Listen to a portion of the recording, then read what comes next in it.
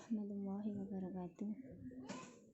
Alhamdulillah anak-anak, kita bertemu kembali dengan pembelajaran Al-Quran Hadis.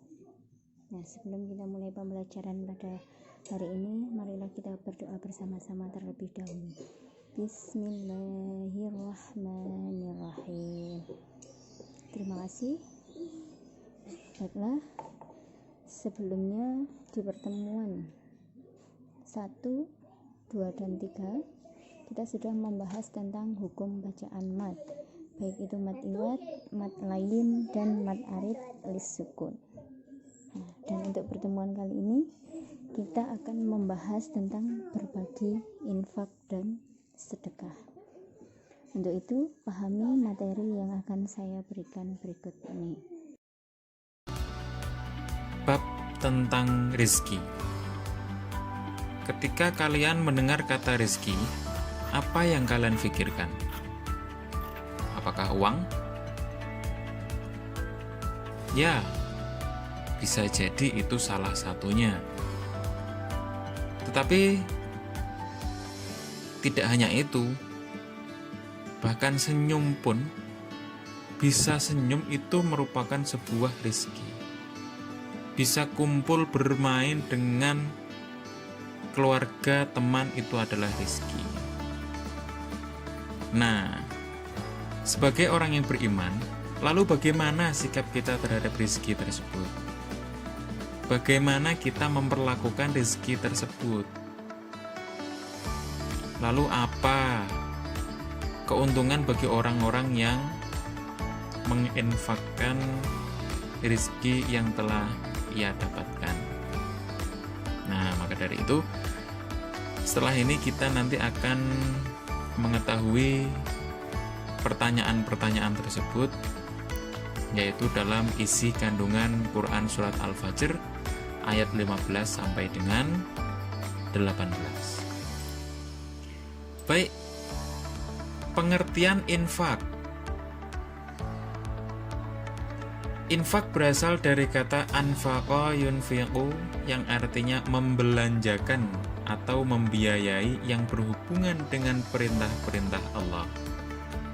Sedangkan menurut istilah, infak adalah mengeluarkan atau memberikan sebagian dari harta atau pendapatan untuk suatu kepentingan yang diperintahkan dalam ajaran Islam. Misalkan kita mempunyai rezeki berupa uang, hendaknya kita mengeluarkan, memberikan sebagian harta uang kita itu untuk kepentingan dalam ajaran Islam. Seperti contoh, kita infakkan uang kita, harta kita ke masjid atau musola.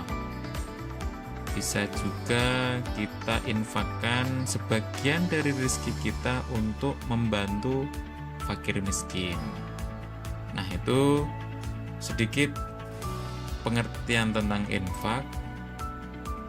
Lalu kalau kalian pernah mendengar sedekah, apa bedanya sedekah dengan infak? Sedekah itu lebih luas lagi pengertiannya. Tidak hanya sebatas harta benda, tapi meliputi jasa, bahkan senyum, bahkan membuat ranting atau duri dari jalan pun itu dinamakan sedekah. Jadi sedekah itu sangat ringan tetapi sangat luas. Senyum itu adalah sedekah. Kita bisa senyum kepada teman-teman kita, itu merupakan sedekah yang akan berpahalatan ibadah.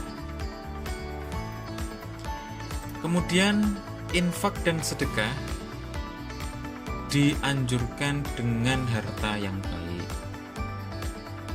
Ketika kita mendapatkan uang dari hasil jerih payah kita, sebaiknya kita infakkan sebagian.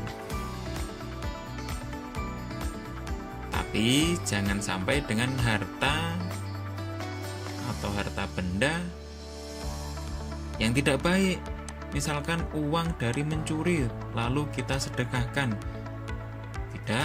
Tidak boleh. Karena itu harta yang tidak tidak baik. Perilakunya sudah tidak baik, apalagi hartanya, mencuri uang.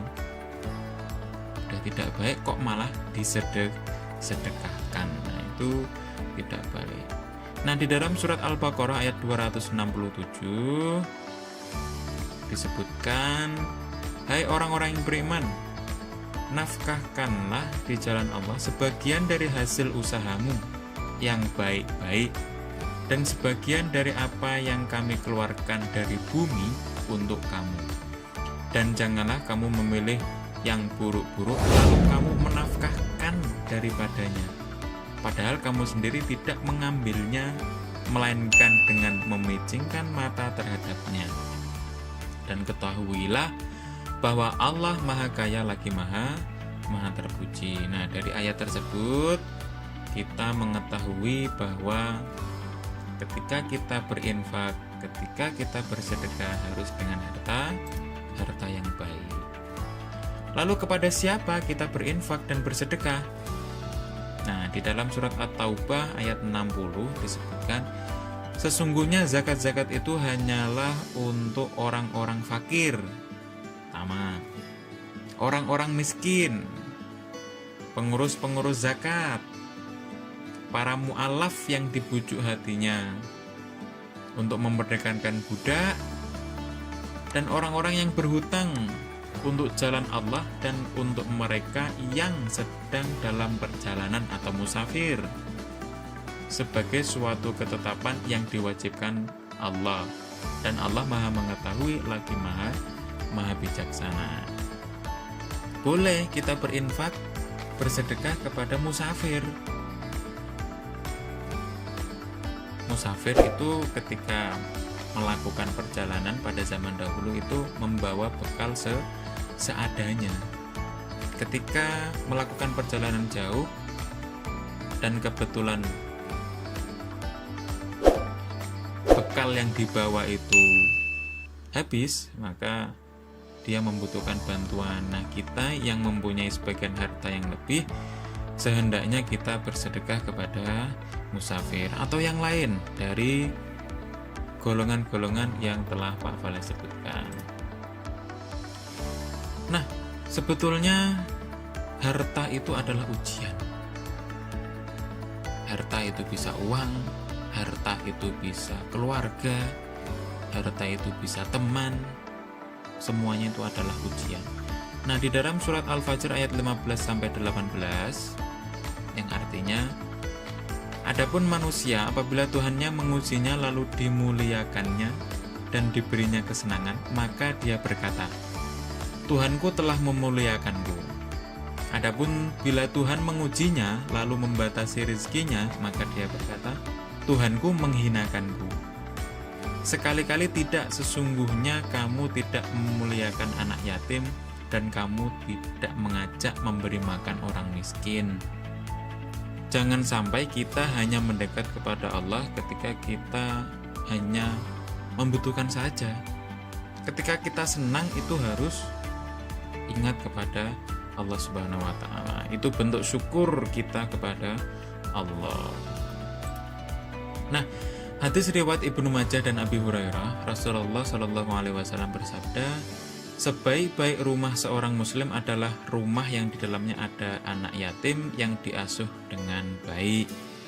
Dan seburuk-buruknya rumah orang Islam yang di dalamnya ada anak yatim yang diperlakukan dengan jahat. Nah, tadi salah satu golongan daripada orang yang mendapatkan infak atau sedekah yaitu adalah anak yatim. Maka kita harus berbuat baik kepada anak yatim tersebut, karena Rasul bersabda, sebaik-baiknya rumah seorang muslim adalah rumah yang di dalamnya ada anak yatim yang diasuh dengan baik. Nah, anak-anak, itulah materi yang saya berikan pada pertemuan kali ini, yaitu tentang infak dan sedekah. Semoga kalian dapat menerima dan memahami materi yang saya berikan tadi. Dan untuk lebih memahaminya lagi, Silahkan kerjakan tugas yang akan saya berikan berikut ini dan dikumpulkan tepat waktu. Alhamdulillah, selesai sudah pertemuan kali ini. Semoga kita bertemu lagi di pertemuan selanjutnya. Kita akhiri dengan bacaan hamdalah. Alhamdulillahirabbil alamin. Terima kasih, mohon maaf. Wassalamualaikum warahmatullahi wabarakatuh.